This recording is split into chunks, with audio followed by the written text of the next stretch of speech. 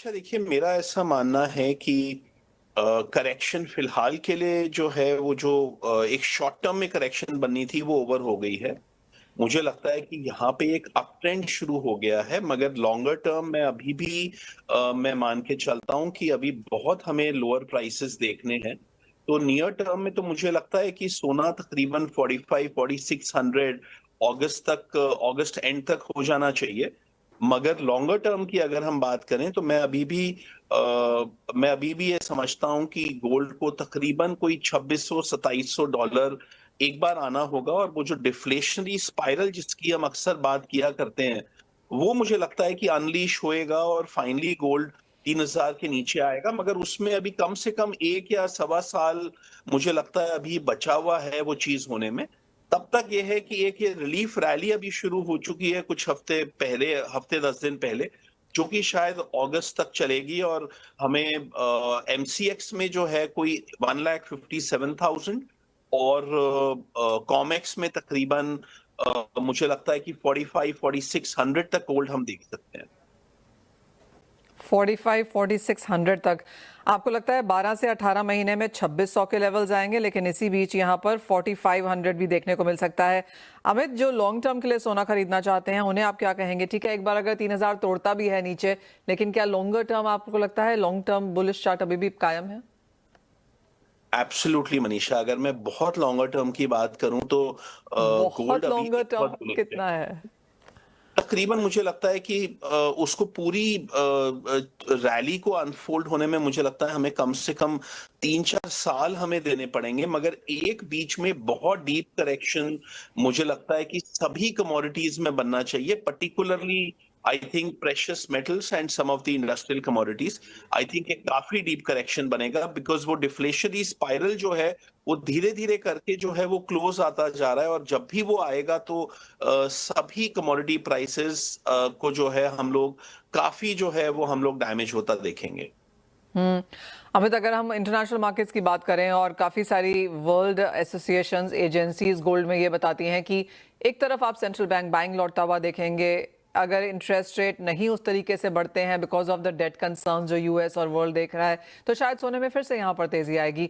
कौन से factors, fundamentals आपको लगता है जो बहुत स्ट्रांग हैं, जो इस तरह का प्रेशर प्राइसेस को देंगे?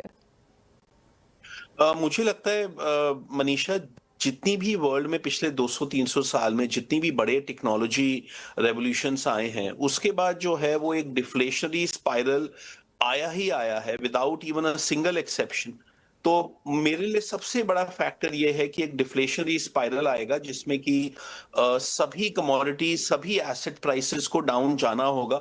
और हमने पिछले 5-6 साल में जो एक बहुत ही अमेजिंग अपटर्न देखा है, इक्विटीज में भी, कमोडिटीज में भी, प्रेशियस मेटल्स में भी, मुझे लगता है वो जो है उसका एक ब्लोबैक जो है वो पीरियड एक आएगा। तो वो एक सबसे बड़ा फैक्टर है। मगर अभी चूंकि सोना और चांदी दोनों ही काफी ओवरसोल्ड हो गए थे, तो मुझे लगता है कि रैली जो है लाजमी है। मगर जो मिड में के जो लेवल्स बने थे मनीषा, जिसमें कि सोना तकरीबन 4900 के करीब चले गया था, मुझे लगता है कि वो लेवल अब हमें काफी समय तक देखने को नहीं मिलेगा।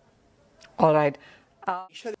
मनीषा, एक तो हमें एक कॉन्टेक्स्ट हमें पूरा अच्छे से जो है मुझे लगता है कि हमें सभी दर्शकों के साथ शेयर करना चाहिए, और वो ये है कि जो जनवरी में जो रैली पीक आउट की है चांदी की, वो once in a generation rally है। मैंने इस तरीके की मैडनेस जो है 31 ईयर्स में मैंने ना तो कभी पहले देखी थी, और ना ही मैंने उससे पहले मैंने शायद 1979 1980 में शायद इस तरीके की मैडनेस हुई थी। मगर उसके अलावा इतना जुनून जो है हमने शायद पहले कभी नहीं देखा, और हम उसी समय से बहुत ज्यादा चांदी पे बेरिश हो गए थे। मुझे ऐसा लगता है कि वो लेवल्स जो हैं अब बहुत सालों तक हमें दोबारा देखने को नहीं मिलेंगे। उसके बाद हमने मई में एक रिलीफ रैली आई जिसमें कि $90 तक वो चले गया था, और तब से हम करेक्शन मोड में हैं। फिर नीचे में $55 चले गए थे। अभी मुझे लगता है कि जो बिल्कुल बेस केस है वो $65-66 का है, कि उतना तो चांदी हो ही जाएगी अगस्त तक। मगर अगर हमारा बेस्ट केस हो गया तो फिर मुझे लगता है कि 70 टू $72 भी जा सकती है अगस्त या सितंबर तक। मगर लॉन्गर टर्म हमारे वो ही डिफ्लेशनरी स्पाइरल के कंसर्न्स जो सोने को लेके हैं, वो चांदी को लेके उससे भी ज्यादा तीव्र कंसर्न्स हैं।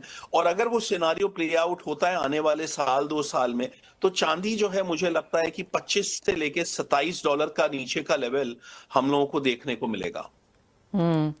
और ये कितना टाइम फ्रेम है फिर अमित, आप जैसे कह रहे हैं 3 से 4 साल के बीच में आप 25 भी एक्सपेक्ट कर रहे हैं नीचे में, एंड देन ऊपर में आपको लगता है 75-80 तक के लेवल्स? मुझे लगता है कि जो भी रैली होनी है वो नियर टर्म में हो जाएगी Manisha. Base case 65 to $66, okay. Best case 70 $72। मगर लॉन्गर टर्म मंदी है। लॉन्गर टर्म से मेरा मतलब है तकरीबन अगला साल 1.5 साल। और चांदी अनलाइक गोल्ड जहां पे कि मैं जो भी बियरिशनेस आएगी और वो $2500-2700 अगर जाएगा वहां पे हम बहुत ज्यादा बुलिश हो जाएंगे। मगर चांदी में हम चूंकि बहुत ही ज्यादा मैडनेस आई थी दिसंबर जनवरी में, तो मुझे लगता है कि चांदी को हमें बहुत लंबे समय के लिए टाइम और लेवल करेक्शन दोनों हमें झेलनी होगी। उसके बाद ही वो कहीं ना कहीं जाके बाय बनेगा। अगर आप चांदी के पिछले 100 साल की हिस्ट्री देखते हैं तो आप देखते हैं कि जो एक्सट्रीम मैडनेस होती है, जुनून वाली रैली होती है, उसके बाद कई कई साल तक तो जो है चांदी में कोई स्ट्रक्चरल रैली नहीं बन पाती है। तो दैट इज वाई मैं चांदी को लेके मैं ये कहूंगा कि इस रिलीफ रैली के बाद चांदी अगले साल 1.5 साल के लिए बियरिश है। और उसके बाद हो सकता है कि टाइम करेक्शन चलती रहे और काफी टाइम तक। मैं यही कहूंगा मनीषा कि मैंने जो हिस्ट्री में जो मैंने जितना देखा है पिछले 200-300 साल में, उसके हिसाब से जो है वो चांदी का जो पीक बना है ये आने वाले बहुत समय तक हमें देखने को नहीं मिलेगा। तो अगर मैं हिस्टोरिकल पैटर्न्स की बात करूं और जो हमें जो डिफ्लेशनरी स्पाइरल शुरू होता हुआ दिख रहा है, अगर मैं उसकी बात करूं, तो मुझे क्या लगता है कि हम एक मैक्रो व्यू एक सारी एसेट क्लासेस पे ले रहे हैं जहां पे इक्विटी भी डाउन आएगी और सारी कमोडिटीज भी डाउन आएंगी। तो कोई भी एक कमोडिटी जो है वो उसको विथस्टैंड नहीं कर पाएगी, जो मेरा नजरिया है मनीषा। बाकी ऑफ कोर्स मेरे जो को पैनलिस्ट हैं वो बहुत टैलेंटेड हैं and they are very knowledgeable.